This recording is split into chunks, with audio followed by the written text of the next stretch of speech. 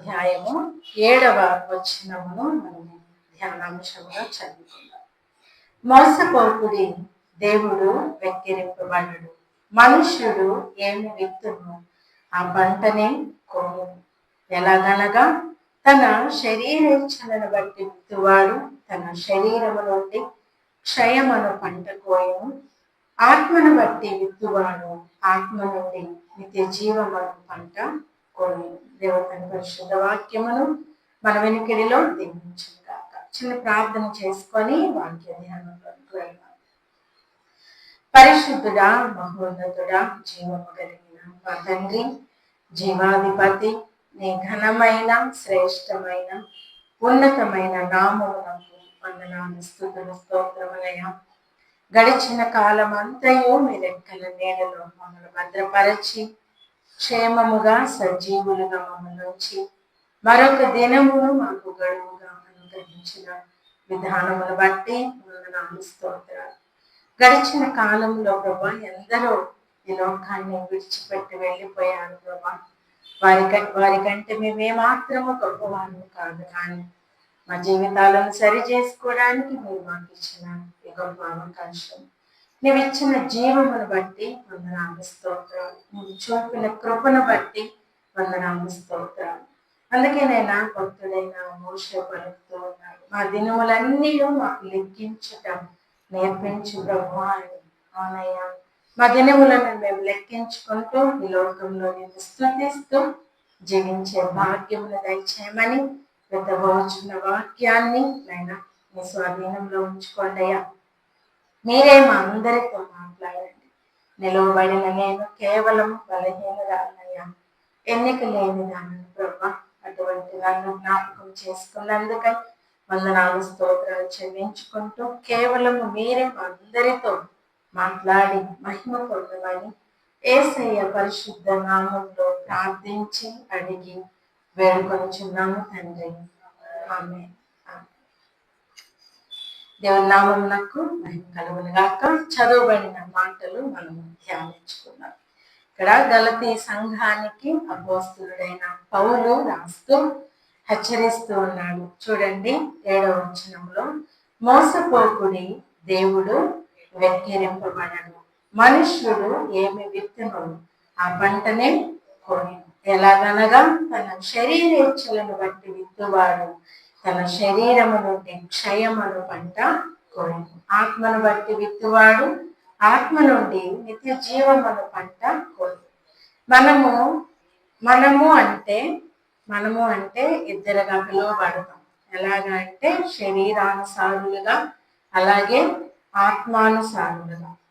మనము చేసే క్రియలు కూడా 2 రకాలుగా ఉంటాయి. శరీర క్రియలు, అలాగే ఆత్మానుసారమైన క్రియలు. అందుకే బైబిల్ గ్రంథంలో ఈ మాటలు రాయబడినప్పుడు చాలా మంది కూడా ఎందుకు యేసుక్రీస్తుని అంగీకరించారంటే, శరీరానుసారంగా ఉంటే ఇష్టానుసారంగా జీవించవచ్చు. అదే యేసుక్రీస్తుని నమ్ముకుంటే వీటిని ఏం చేయాలి? శరీర క్రియలను ఏం చేయాలి? చంపివేయాలి. సో ఆత్మానుసారంగా జీవించాలి. అది ఎవరికి నచ్చదు, ఎవరికి ఇష్టం ఉండదు. అందుకే యేసు ప్రభువుని నమ్ముకోండి అంటే మా వల్ల కాదంటారు.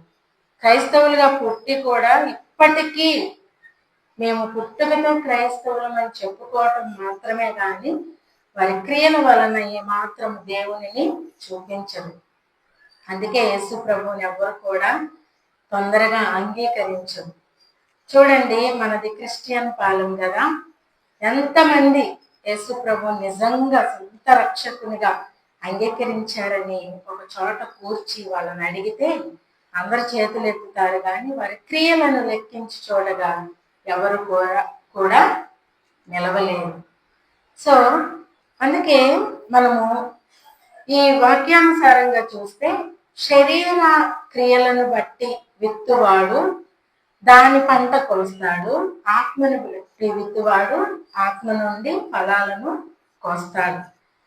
దేవుడేమి పిచ్చోడు కాదు, వాక్యం అదే చెప్తుంది. దేవుడు వెర్రివాడు కాదు, దేవుడేమి వెక్కిరించబడడు. మనం చేసే పనులు ఏదో చేస్తున్నాము, దేవుడు చూడట్లేదు అనుకుంటాము. నువ్వు శరీరంతో చేసిన, ఆత్మతో చేసిన ప్రతి క్రియ కూడా దేవుడు చూస్తూనే ఉంటాడు. పైకి మంచిగా కనబడుతూ లోపల క్రోధము, మత్సరం ఇలాంటివి కలిగి ఉన్నా కూడా దేవుడు చూస్తాడు. అందుకే దేవుడు అంటున్నాడు, మోసపోవద్దు, ఆయన వెక్కిరించబడడు. వెక్కిరించబడడానికి మనుష్యుడు కాదు, మోసపోవడానికి మనుష్యుడు కాదు. ఆయన అంతరంగములను, హృదయ రహస్యములను ఎరిగిన దేవుడు కదా. మన అంతరంగం అంతా కూడా ఆయనకు తెలుసు. దేవుడు భక్తుడైన దావీదు అంటాడు, ప్రభువా నేను ఎక్కడున్నా నువ్వు చూస్తున్నావయ్యా. నేను పాతాళంలో ఉన్నా నువ్వు అక్కడ ఉన్నావు. నేను ఆకాశమునికి ఎక్కిపోయినను నువ్వు అక్కడ ఉన్నావు. నీకు మరుగైన చోటు ఏది లేదు. మనం అనుకుంటాము మన అంతరంగంలోకి ఎవరు తొంగి చూడరని అనుకుంటాము. కానీ భక్తుడు అంటాడు, నా అంతరంగంలో బాధలు హెచ్చగా నీవే నన్ను ఆదరించావు అంటాడు. అంటే అంతరంగాన్ని కూడా చూడగలిగే ఒకడు ఉన్నాడు. ఆయనే మన ప్రభు అయిన యేసుక్రీస్తు, దేవాది దేవుడు.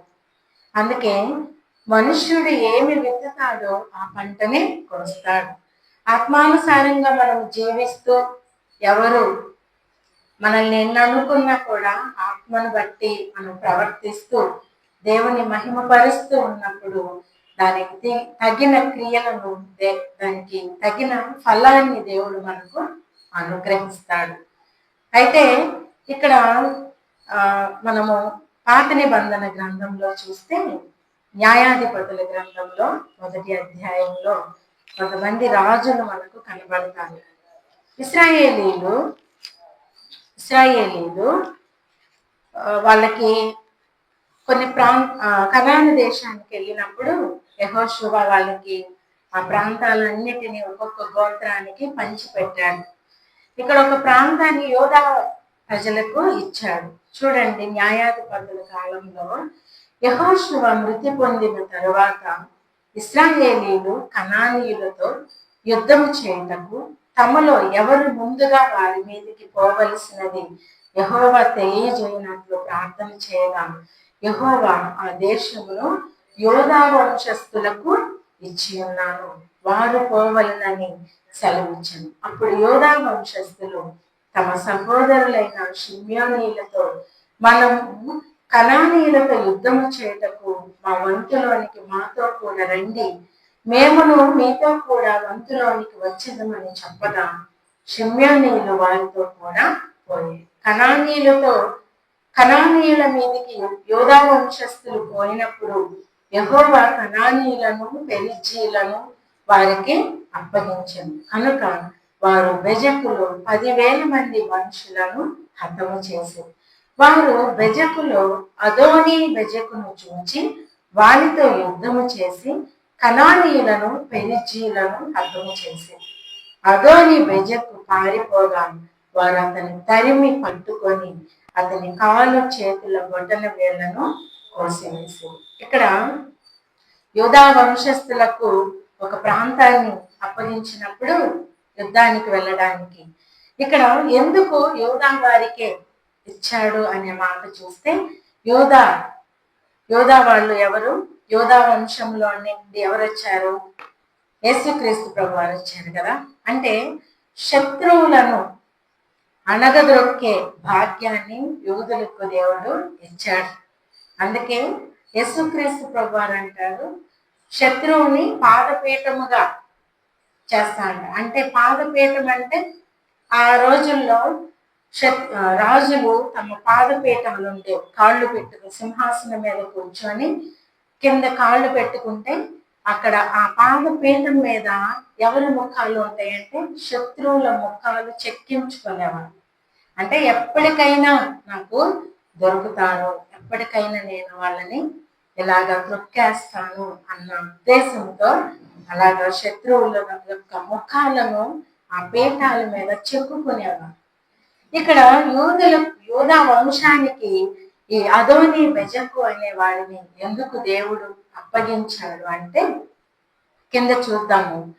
6వ వచనంలో అదోని బెజకు పారిపోగా వారు అతని తరిమి పట్టుకొని అతని కాలు చేతుల బొటన వేళ్లను కోసివేసింది. అప్పుడు అదోని బెజకు తమ కాళ్ళు చేతుల బొటన వేళ్లు కోయబడిన 70 మంది రాజుల భోజనపు బల్ల కింద ముక్కలు ఏరుకొంచుండేవి. అదోని బెజకు ఒకప్పుడు ఏం చేశాడంటే 70 మంది రాజులను ఆయన పట్టుకొని వాళ్ళ యొక్క కాళ్ళు చేతుల బొటన వేళ్ళు ఉంటాయి కదా, వాటిని కోసేశాడు. శత్రువు దొరికితే చంపేయాలి కదా, శత్రువు దొరికితే వాడిని చంపేయాలి, లేకపోతే బానిసలుగా చేసుకోవాలి. అంతేగాని ఇతను ఏం చేశాడంట, కాళ్ళు చేతుల బొటన వేళ్ళు దేనికి పనికొస్తాయంటే అసలు ఆధారం అవే. ఏదైనా మనం పట్టుకోవాలన్నా, ఏదైనా పని చేయాలన్నా బొటన వేళ్ళు ఒక వంతు అయితే ఈ 4 వేళ్ళు కూడా ఒక వంతు. అవును కదా. ఒక వస్తువుని పట్టుకొని చూడండి బొటన వేలు లేకుండా, ఈ బొటన వేళ్ళు కాళ్ళకు ఉన్న బొటన వేళ్ళు లేకుండా నడవలేము మనం. ఎందుకంటే ఆధారము అదే. అసలు ఆధారముగా ఉన్న వాటినే కోసేసి జీవిత కాలం అంతా కూడా పనికి రాకుండా చేశారంట. ఎంతమందిని? 70 మంది రాజులను. 70 మంది రాజులను పట్టుకొని హతము చేయకుండా, వారికి ఆధారమే లేకుండా, జీవనమే లేకుండా చేసి ఆయన బల్ల కింద ముక్కలు ఏరుకొని తినే బ్రతుకును ఆయన వారి జీవిత కాలం అంతయు చేసేలాగా ఇచ్చాడు. చూడండి, ఇది ఇలా చేస్తే ఎవరైనా కూడా, అది దేవుని బిడ్డలైనా అన్యులైనా ఎవరైనా ఆయన బిడ్డలే కదా. ఆయన చూడండి చూస్తూ ఉండడు. అందుకే దేవుని బిడ్డలకు అతన్ని అప్పగించాడు. అదే చూడండి, ఈ శత్రురాజులు చేసే పనులు ఇలా ఉంటాయి. అది శరీర క్రియలు కదా, శరీరానుసారమైన మనుషులు చేసే క్రియలు. కానీ ఆత్మానుసారముగా ఉన్న వాళ్ళు చేసే పనులు ఎలా ఉంటాయంటే, మనకు దావీదు తెలుసు. దావీదు యోధా వంశానికి చెందినవాడు. దావీదు తన భోజనపు బల్ల దగ్గర ఒక వ్యక్తిని తన జీవిత కాలం అంతా ఉంచుకున్నాడు. ఎవరా వ్యక్తి? మెఫీబోషెత్ కదా. మెఫీబోషెత్ ఎవరో తెలుసా? శత్రువు యొక్క కుమారుడు. ఎవరా శత్రువు అంటే సౌలు రాజు. సౌలు రాజు దావీదుకి తను చనిపోయేంత వరకు కూడా శత్రువుగానే ఉన్నాడు.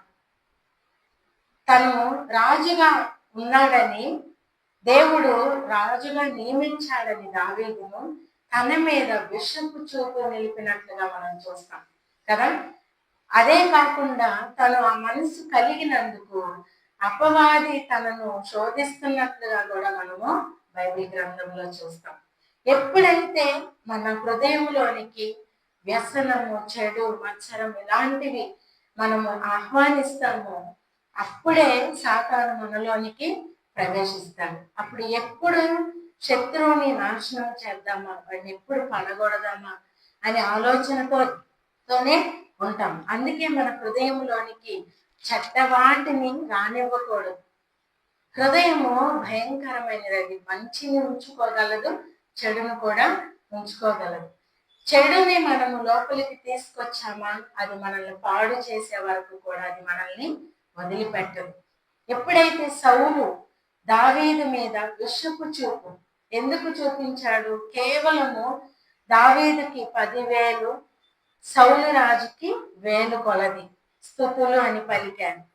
ఒక ఘనత ఒక వ్యక్తికి వచ్చినప్పుడు మనలో అసూయ అనేది పుడుతుంది. దానిని మనం ఎప్పుడైతే పెంచి పోషిస్తామో అది మనల్ని సర్వనాశనం చేసే వరకు కూడా వదిలిపెట్టదు.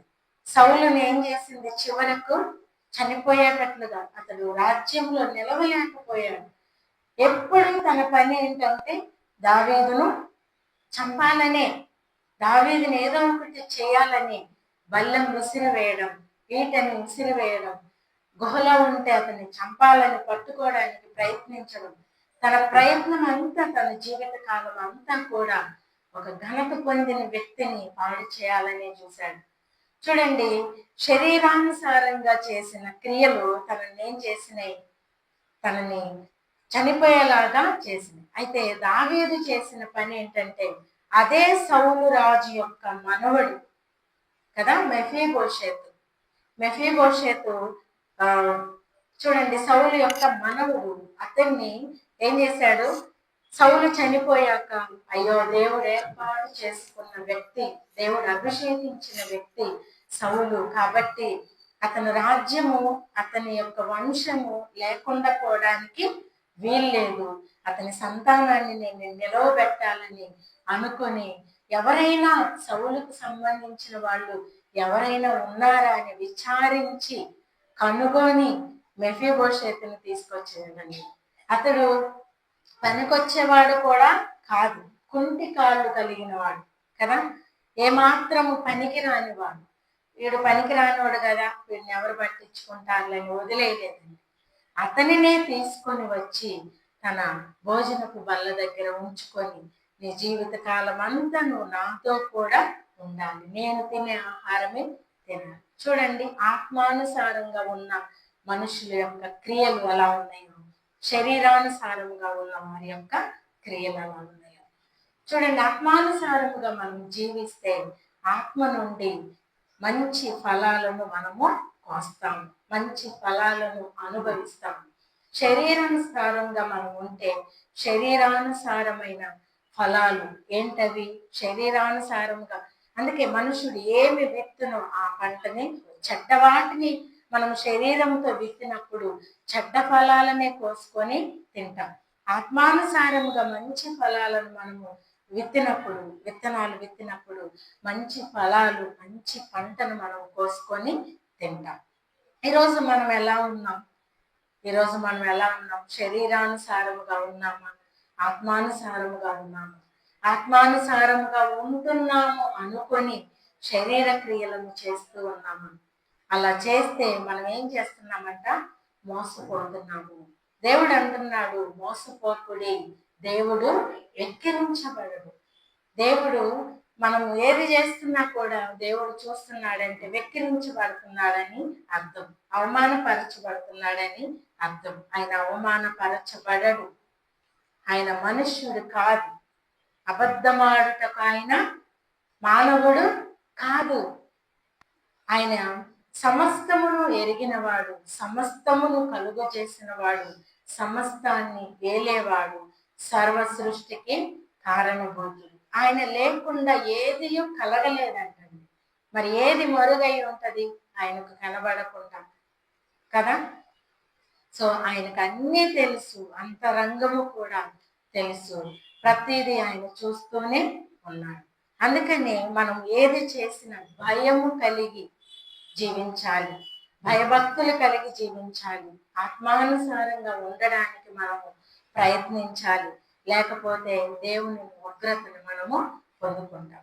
ఈ అదోని బెజకు చేసిన పని ఏంటంటే, అతడు నోటితో అతనే చెప్తున్నాడు, నేను ఏ పని అయితే చేశానో దేవుడు నాకు అదే ఫలాన్ని ఇచ్చాడు. 70 మంది రాజులను నేను పట్టుకొని వాళ్ళని ఏదో ఒకటి చేయకుండా, వాళ్ళకి జీవిత కాలం అంతా వాళ్ళకి ఆధారం లేకుండా చేసినందుకు దేవుడు కూడా నాకు అదే చేశాడు, దేవుని బిడ్డల ద్వారా నాకు అదే చేపించాడని తన నోటితో తను ఒప్పుకుంటాడు. చూడండి, న్యాయాధిపతుల గ్రంథం 1వ అధ్యాయం 7వ వచనంలో చూస్తే, అప్పుడు అదోని బెజకు తమ కాళ్ళు చేతుల బొటన వేళ్ళు కోయబడిన 70 మంది రాజులు నా భోజనపు బల్ల క్రింద ముక్కలు ఏరుకొని చూడండి, నేను చేసినట్లే దేవుడు నాకు ప్రతిఫలం ఇచ్చినని. వారు అక్కడ యెరూషలేమునకు అతన్ని తోడుకొని రాగా అతడు అక్కడ చనిపోయాడు. చూడండి, దేవుడు నేనేది చేశానో దానికి ప్రతిఫలం, ఒక అన్యుడు, దేవునిని ఎరగని వాడు సాక్ష్యం చెబుతున్నాడు. దేవుడు మనం ఏం చేస్తామో దేవుడు అనేవాడు ఉన్నాడు, అది చూస్తాడు, దానికి ప్రతిఫలం ఇస్తాడని తెలియజేస్తూ ఉన్నాడు. ఈ రోజున మన క్రియలు ఎలా ఉన్నాయి? మన క్రియలు చెడ్డవైతే అది దేవునికి అవమానం. మీరు నీతి క్రియలను ఫలించుడి, ఆత్మ ఫలాలను ఫలించుడి, వెలుగు క్రియలను ఫలించుడి అని దేవుని వాక్యం మనల్ని హెచ్చరిస్తూ ఉంది.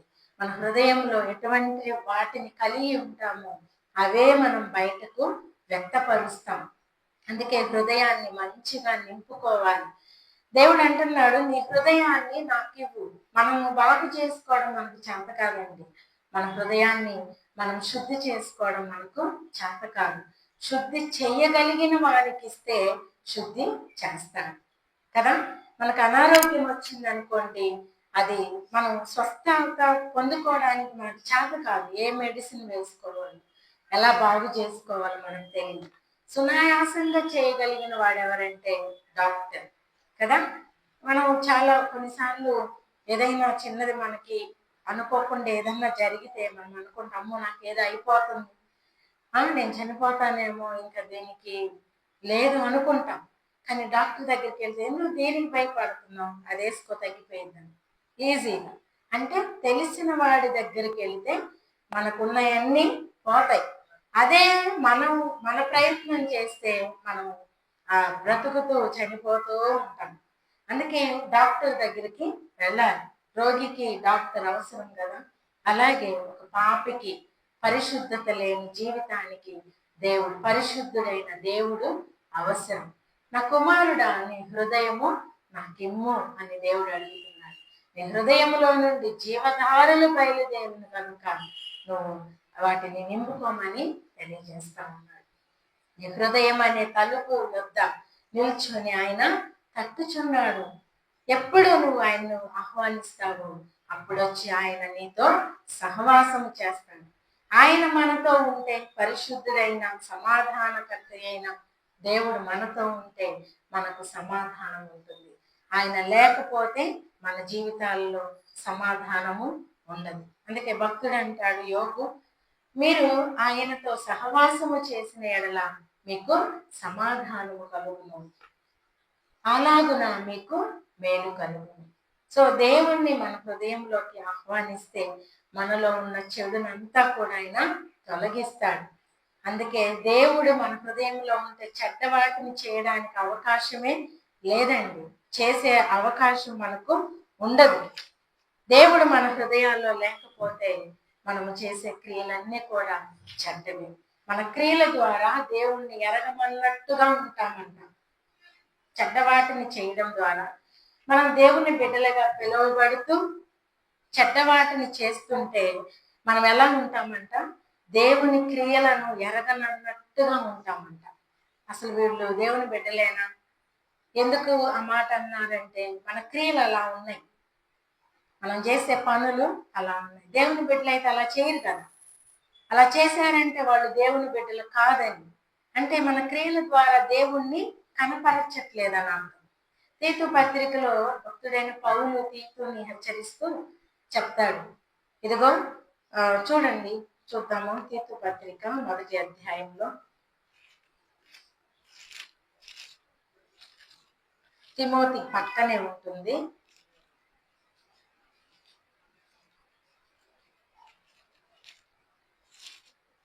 మొదటి అధ్యాయము 16వ వచనంలో చూడండి. దేవుని ఎరుగుదమని వారు చెప్పుకొందురు గాని అసహ్యులను, అవిధేయులను, ప్రతి సత్కార్యము విషయము భ్రష్టులనై ఉంది, తమ క్రియల వలన ఆయనను ఎరుగమన్నట్టుగా ఉన్నారంట. చూడండి, ప్రతి సత్కార్యము విషయము భ్రష్టులు. సత్కార్యము అంటే సత్క్రియలు, అంటే మంచి క్రియలు. ఈ మంచి క్రియల విషయంలో ఎలా ఉన్నారంట, భ్రష్టులుగా ఉన్నారు. అంటే మంచి క్రియలు చేస్తూ కూడా అలా ఉన్నారంటే చేస్తూ కూడా చెడ్డవారై ఉన్నారు. అంటే వారి క్రియల వలన దేవుడు కనబడట్లేదు, వారి క్రియల వలన దేవునికి మహిమ రావట్లేదు. అందుకనే దేవుడు అంటున్నాడు, వారు దేవుని ఎరుగుదమని చెప్పుకుంటారు కానీ వాళ్ళు చేసే పనులన్నీ అసహ్యమైనవి. విధేయులుగా ఉండరు, అవిధేయులుగా ఉంటారు. ప్రతి మంచి పని విషయంలో భ్రష్టులుగా కనబడుతూ ఉన్నారు. తమ క్రియల వలన ఆయనను ఎరుగమన్నట్టు ఉన్నారు. దేవుడు అంటే తెలియదు అన్నట్టుగా ఉన్నారు. దేవుడు తెలిస్తే వాళ్ళ క్రియలు ఎలా ఉంటాయి? మంచిగా ఉంటాయి. సో ఈ రోజున మనం ఎలా ఉన్నాం? మన క్రియల ద్వారా దేవుణ్ణి కనపరుస్తున్నామా? దేవుణ్ణి చూపిస్తున్నామా? ఎవరైనా మనల్ని ఏదైనా గాయపరిస్తే వాటి ద్వారా యేసు ప్రభు వారు చూడండి, మీరు నన్ను పోలి నడుచుకోండి అని ఎందుకు చెప్పాడంటే, ఎన్ని అవమానాలు, ఎన్ని నిందలు భరించాడండి. ఎంత శ్రమ అనుభవించాడు. శరీరంతో ఉండి కన్నీళ్లు విడుస్తూ రోదనము చేస్తూ దేవుని యందు భయభక్తులు కలిగి జీవించుట వలన దేవుణ్ణి మహిమపరిచాడంట. శరీరానుసారముగా ఉన్న దినములలో అంటే అతను కూడా శరీరాన్ని ధరించుకొని ఉన్నాడు. అంటే అతని శరీరానికి శ్రమ ఉంది. అటువంటి టైంలో కూడా కన్నీళ్లతో రోదనతో భయభక్తులు కలిగి జీవించడం ద్వారా దేవునికి మహిమకరంగా జీవించాడంటే యేసుక్రీస్తు ప్రభువు. ఆయనకు కూడా నొప్పి ఉంది, ఆయన కూడా ఏడుస్తాడు, ఆయన కూడా నవ్వుతాడు కదా, లేదా? ఆయన చేయలేదా? అందరూ అనుకుంటారు దేవుడే కదా ఆయన, అందుకే భరించాడు అనుకుంటారు. లేదండి, దేవుడై ఉండి మన కోసం ఈ లోకానికి రిక్తుడిగా వచ్చాడు. శరీరాకారముతో ఆయన ఈ లోకానికి వచ్చాడు. శరీరాన్ని ధరించుకొని లోకానికి వచ్చాడు. మరి శరీరానికి శ్రమ లేదా? శరీరానికి కష్టం లేదా? బాధ లేదా? నొప్పి లేదా? ఇవన్నీ అనుభవించాడు ఆయన. కోప్పడ్డాడు, ఏడ్చాడు, నవ్వాడు, అందరితో కలిసి తిన్నాడు కదా. ఎన్నో ఎన్నో మనము ఎవిడెన్స్ చూస్తాము. ఆయన ఈ లోకంలో జీవించినప్పుడు 3.5 సంవత్సరంలో ఒక మనిషిగా జీవించి చూపించాడు. మరి అటువంటి ఆయన ఎలా జీవించాడంట? రోదనముతో, కన్నీళ్లతో, ప్రార్థనలు, యాచనలు చేస్తూ దేవునికి, తర్వాత భయభక్తులు కలిగి ఉండడం ద్వారా ఎవరైనా నిందిస్తున్నప్పుడు ప్రార్థన చేశాడంట. రాళ్లతో కొట్టాలని చూసినప్పుడు అక్కడి నుంచి పారిపోయాడంట. ఆయన ఎదురాడా? ఎప్పుడైనా ఎదురాడా? ఎందుకు నన్ను కొడుతున్నారు, నేను ఎక్కడి నుంచి వచ్చాను మీకు తెలుసా అన్నాడా? అనలేదు. కొడుతున్నారని తెలిసి ఆయన ఏం చేశాడు? అక్కడి నుంచి వేరే ప్రాంతానికి పారిపోయాడంట. లాజరు చనిపోయినప్పుడు ఏడ్చాడు ఆయన, కన్నీళ్లు విడిచాను అనే మాట చూస్తాం. శరీరంతో ఉన్న వ్యక్తి కన్నీళ్లు విడిచాడు. తర్వాత కోప్పడ్డాడు. ఎప్పుడు? దేవాలయంలో వాళ్ళు వ్యాపారం చేస్తూ ఉన్నప్పుడు నా దేవుని మందిరాన్ని ఇంత అసహ్యంగా చేస్తున్నారని దేవుని విషయమై రోషం కలిగి కోప్పడి వాళ్ళని ఆ బల్లలన్నిటిని పడగొట్టాడు. అంత కోపాన్ని చూపించాడు ఆయన. ఒక మనిషిగా ఉన్నాడు కాబట్టి. సో ఈరోజు మేము మనుషులం కదండి, మేము దేవుళ్ళం కాదండి, మేము కూడా మనుషులమే కదండి, ఎంతని ఓర్చుకోవాలండి అనే మాట మనం అంటాం. యేసుక్రీస్తు ప్రభు వారు ఓర్చుకున్నారండి. సో ఒకవేళ ఆయన దేవుడని అనుకుంటే పౌలు ఎవరు? పౌలు అంటాడు, నేను క్రీస్తుని పోలి నడుచుకున్న ప్రకారం మీరును నన్ను పోలి నడుచుకుంది.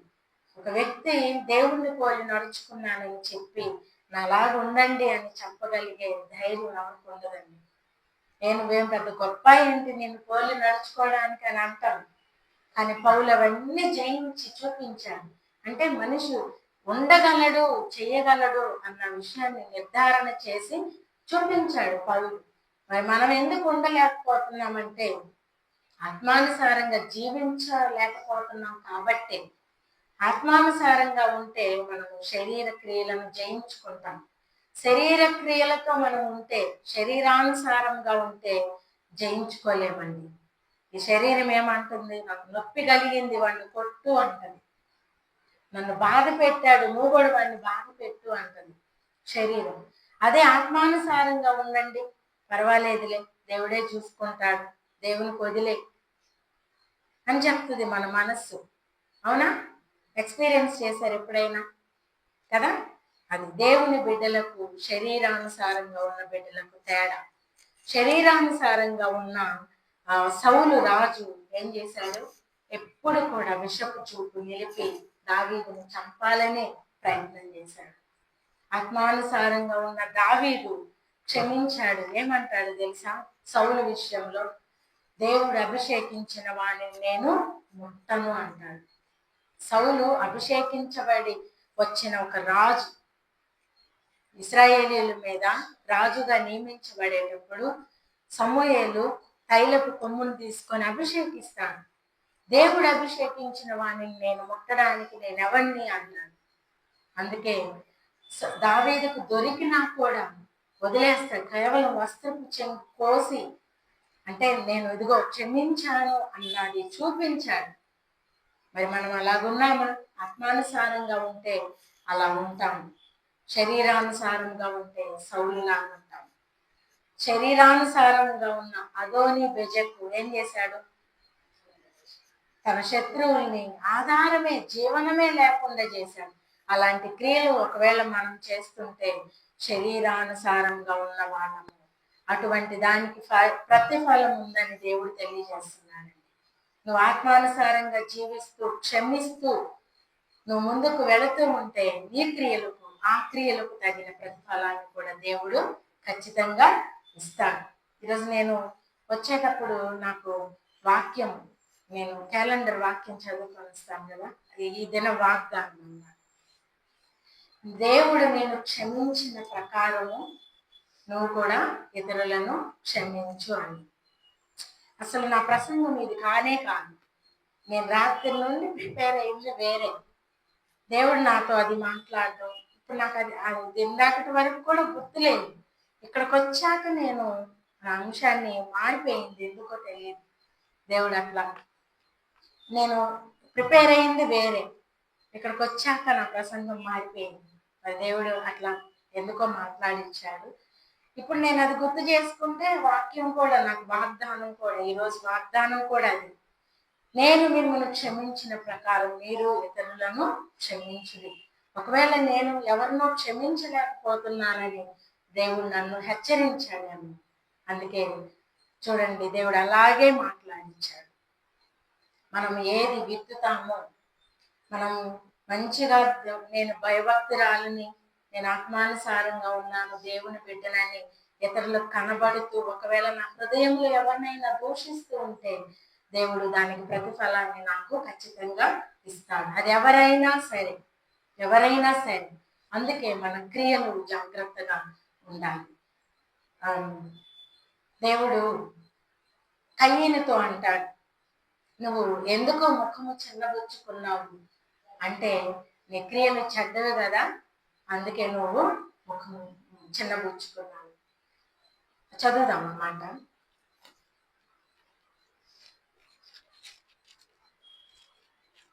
6వ వచనం, 4వ అధ్యాయము 6వ వచనం. ఆదికాండము 4వ అధ్యాయం 6వ వచనంలో, యెహోవా కయీనుతో, నీకు కోపమేలా, ముఖము చిన్నబుచ్చుకొని ఉన్నావేమి? నీవు సక్రియ చేసిన ఎడల తల ఎత్తుకొనవా? సక్రియ చేయని ఎడల వాకిట పాపము వచ్చింది. చూడండి, మనం కయీను కోపముతో నింపబడ్డాడు. నువ్వెందుకు ముఖం చిన్నబుచ్చుకున్నావు? నువ్వు ఇలా ఉండడానికి కారణం ఏంటో తెలుసా? నువ్వేం చేసావంటే చెడ్డ క్రియ చేసావు. ఒకవేళ నువ్వు మంచి పని చేస్తుంటే తలెత్తుకొని హ్యాపీగా ఉంటావు.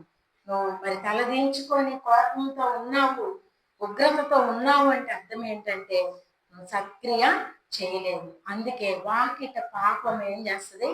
కొంచెం మన కోపం ఉన్నా, ద్వేషం ఉన్నా, మత్సరం ఉన్నా మన వాకిట్లోనే ఉంటది అంటండి అపవాది. నువ్వు ఊరుకోవద్దు, ఏదో ఒకటి చెయ్యి, ఏదో ఒకటి చెయ్యి అని చెప్తూనే ఉంటదంట. అందుకే దేవుడు కూడా మన హృదయం అనే తలుపు, అంటే వాకిటి దగ్గరే, ఆయన కూడా వాకిటి దగ్గరే ఉంటాడు. అపవాది కూడా అక్కడే ఉంటాడు. నువ్వు ఎవరిని ఆహ్వానిస్తున్నావు? ప్రతిదినం ఎవరిని లోపలికి ఆహ్వానిస్తున్నావు? ఒకవైపు అపవాది నీకు చెప్తా ఉంటే, ఒకవైపు దేవుడు నీతో మాట్లాడుతూ ఉంటాడు. నువ్వు ఏది అంగీకరిస్తున్నావు? నువ్వు ఏదైతే అంగీకరిస్తావో దాని యొక్క ప్రతిఫలాన్ని నువ్వు అనుభవిస్తావు. నువ్వు సత్క్రియ చేసిన ఎడల తల ఎత్తుకొనవా? సత్క్రియ చేయని ఎడల వాకిట పాపము పొంచి ఉండును. నీ ఎడల దానికి వాంఛ కలుగును. వాంఛ అంటే వాంఛ అంటే కోరిక. నీ ఎడల దానికి కోరిక పుడుతుందంట. నీవు దానిని ఏలుదు. నువ్వు దాన్ని ఏలితే చివరికి నిన్నేం చేస్తుంది అది? కయ్యేను ఏం చేసింది? దేశ దిమ్మరిని చేసింది. ఒకవేళ అదే సమయంలో ప్రభువా నన్ను క్షమించయ్యా, కోపముతో నా తమ్ముడిని నేను చంపేశాను, నాకు తెలియకుండానే జరిగిపోయింది అని అడుగుంటే దేవుడు ఖచ్చితంగా క్షమించి ఉండేవాడు. ఆయన మనల్ని కలుగు చేసింది మంచిగానే, కానీ మనమే ఆయనకు దూరం అయిపోయామండి మన క్రియల ద్వారా. తప్పు చేసినా కూడా దేవుడు ఏమంటున్నాడు? తిరిగి రా అంటున్నాడు. కానీ మనం తప్పు చేశామన్న ఆ భయంతోనే దేవునికి దూరం అయిపోతున్నాం. కానీ దేవుడు మనల నుండి కోరుకుంటుంది అది కాదు. తప్పిపోయిన కుమారుడు బుద్ధి వచ్చినప్పుడు ఏమనుకున్నాడు? తండ్రి దగ్గరికి వెళ్ళాలని అనుకున్నాడు. మనం కూడా చేయాల్సిన పని అదే. ప్రభా నేను తప్పు చేశాను, నన్ను క్షమించు అని అడిగితే ఆయన క్షమించుటకు సిద్ధ మనసు కలిగిన వాడు. నీ పాపాలను నేను ఎన్నటికీ జ్ఞాపకము చేసుకొనను, వాటిని మీ వీపు వెనక పారవేతును అన్నాడు. వాటిని అగాధ జలములలో పడవేతును అన్నాడు. అంత గొప్ప ప్రేమ కలిగిన, జాలి కలిగిన దేవుడు ఉంటే మనం ఏం చేస్తాం? అదే తప్పిదాన్ని మన మీద రుద్దుకొని మనం దేవునికి దూరంగా జీవిస్తామండి.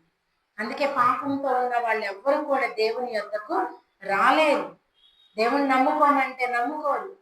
ఒక యవనస్తుడు ఉన్నాడు, వాడి చెప్తా ఉంటే ఇప్పుడు కాదులే, నేను దానిలో ఉన్నాను, రాలేను, విడిచిపెట్టు, మానేసే, వస్తావు అంటాం. అది విడిచిపెట్టడానికి ఇష్టం లేదు. అందుకే అది నిన్ను ఏలుబడి చేస్తుంది. దానికి నువ్వు బానిసమైపోయావు. అందుకని వాటిని మనము విడిచిపెట్టి సత్క్రియలు చేయడానికి మనము ఇష్టపడాలి. అలా చేస్తే దేవుడు మనతో ఉంటాడు. మనము చేసే క్రియలు సత్క్రియలుగా ఉంటాయి. వాటి ద్వారా మంచి ఫలాలను ఫలిస్తాం. అందుకే దేవుడు అంటున్నాడు, మోసపోకుడి, దేవుడు వెక్కిరించబడడు. మనుషుడు ఏమి విత్తునో ఆ పంటనే కోయి. మంచి పనులు చేస్తే మంచి ఫలాలను మనం పొందుకుంటాము. చెడ్డ పనులు చేస్తే చెడ్డ ఫలాలను పొందుకుంటాం. దేవుడి కొద్ది మాటలు దీవించి ఆశీర్వదించుగాక. పరిశుద్ధుడా, మహోన్నతుడా, మహాఘనుడా, అత్యున్నత సింహాసనముపై ఆసీనుడివై ఉన్నవాడ, సర్వోన్నతుడా, సర్వశక్తిమంతుడా, సకల సృష్టికి కారణభూతుడా, నీ బంగారు పాదములకు వందనాలు, స్తుతులు, స్తోత్రములయ్యా. ఇంతవరకు మీ మాటల ద్వారా మమ్మల్ని హెచ్చరించారు ప్రభా. ఇదిగోనైనా మా క్రియలు ఎలా ఉన్నావో, మా అంతరంగం ఎలా ఉన్నదో ప్రభా సరి చేసుకోవడానికి మేము మాకు ఇచ్చిన ఈ గొప్ప అవకాశాన్ని బట్టి వందనాలయ్యా, స్తోత్రాలు. ఇదిగోనైనా అపవాది వెలుగు దూత వేషము వేసుకున్నట్లుగా మేము కూడా మా హృదయాన్ని చక్కగా ఉంచుకొని పైకి మంచి వారిగా కనబడుతున్నామేమో ప్రభా. అయ్యా మమ్మల్ని క్షమించండి అయ్యా. మా క్రియలకు తగిన ప్రతిఫలం ఉందని మీరు తెలియజేస్తున్నారు. 70 మంది రాజులను ఎలాగో అదోని బెజకు చేశాడో, తాను కూడా ఒక రాజ్యానికి అప్పగించబడ్డాడని, తాను కూడా నేను జీవితము లేకుండా అయిపోయాడని సాక్ష్యం చెప్పాడు. అవునయ్యా, మేము కూడా మా క్రియల ద్వారా మేము ప్రతిఫలాన్ని పొందుకుంటాము అన్న విషయాన్ని జ్ఞాపకం ఉంచుకొని భయభక్తులు కలిగి క్షమాపణ పొందుకొని ఈ లోకంలోనికి ఇష్టలుగా జీవించే భాగ్యాన్ని దయచేయమని యేసయ్య పరిశుద్ధ నామంలో ప్రార్థించి అడిగి వేడుకొనుచున్నాము తండ్రి, ఆమేన్. పరలోకమందున్న మా తండ్రి, నీ నామం పరిశుద్ధపరచబడును గాక, నీ రాజ్యము మాకు వచ్చును గాక, నీ చిత్తము పరలోకమందు నెరవేరుచున్నట్టు భూమి అందరూ నెరవేరును గాక. మా దినాహారం నేడు మాకు దయచేయము, మరణస్థులను మేము క్షమించిన ప్రకారం మా రుణములను క్షమించు, మమ్మల్ని శోధనలకు తేక కీడు నుండి తప్పించము. ఎందుకంటే రాజ్యము, బలము, మహిమ నిరంతరము మీరై ఉన్నారు తండ్రి, ఆమేన్. నా ప్రాణమయ యెహోవాను సన్నతించు, నా అంతరంగమునున్న సమస్తము ఆయన పరిశుద్ధ నామము సన్నతించు. నా ప్రాణమయ యెహోవాను సన్నతించు, ఆయన చేసిన ఉపకారములలో దేనిని మరవకు. ఆమేన్.